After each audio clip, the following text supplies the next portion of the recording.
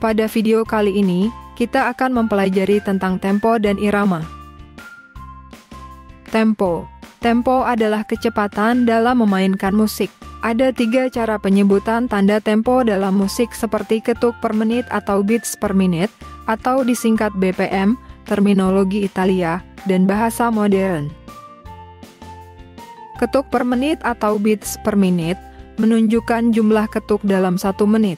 Kata-kata tertentu dalam bahasa Italia seperti largo, andante, allegro, dan presto menunjukkan perubahan tempo dengan menggambarkan kecepatan musik. Terakhir, beberapa komposer menunjukkan tempo dengan kata-kata bahasa Inggris kasual seperti fast, slow, lazy, relaxing, dan moderate.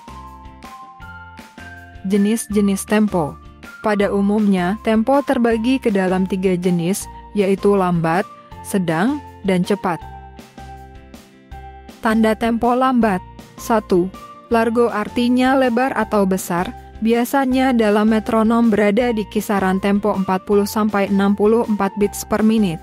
2. Adagio artinya lambat dan statis, biasanya dalam metronom berada di kisaran tempo 65-75 beats per menit. Tanda tempo sedang. 1. Andante artinya berjalan, biasanya dalam metronom berada di kisaran tempo 76-89 beats per menit. 2. Moderato artinya sedang, biasanya dalam metronom berada di kisaran tempo 90-115 beats per menit. Tanda tempo cepat. 1.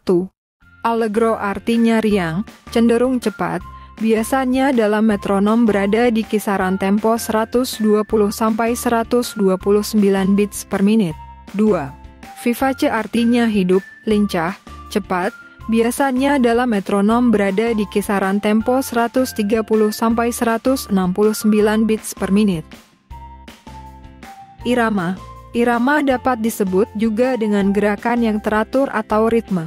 Irama merupakan elemen musik yang paling penting dan menjadi dasar dalam mempelajarinya, karena tanpa disadari, setiap tubuh manusia berirama melalui detak jantung.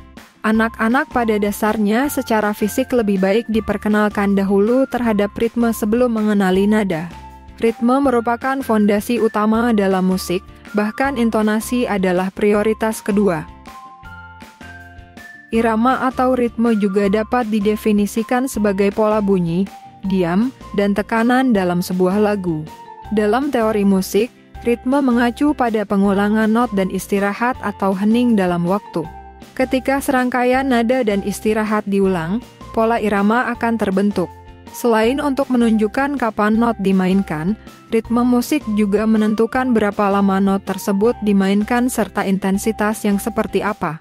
Hal ini menciptakan durasi not dan jenis aksen yang berbeda.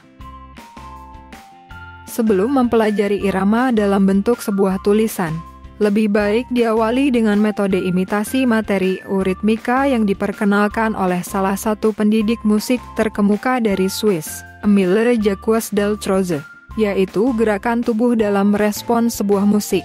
Contohnya langkah kaki untuk memahami stabilitas tempo, lari-lari kecil untuk memahami ketukan-ketukan pendek, dan mengangkat tangan tanpa gerakan kaki untuk mempraktikkan tanda istirahat. Metode lainnya yang dapat digunakan adalah metode permainan ritme dari Orff Schulwerk yang pada umumnya menggunakan benda-benda atau alat musik di sekitar untuk memperdalam pemahaman mengenai praktik irama. Di dalam mempelajari irama, dibutuhkan kemampuan abstrak yang cukup baik seperti mempelajari matematika. Oleh karena itu, dianjurkan untuk banyak melakukan kegiatan permainan atau semacam quiz call and response. Demikian penjelasan tentang tempo dan irama. Terima kasih telah menonton video ini. Semoga bermanfaat untuk kalian.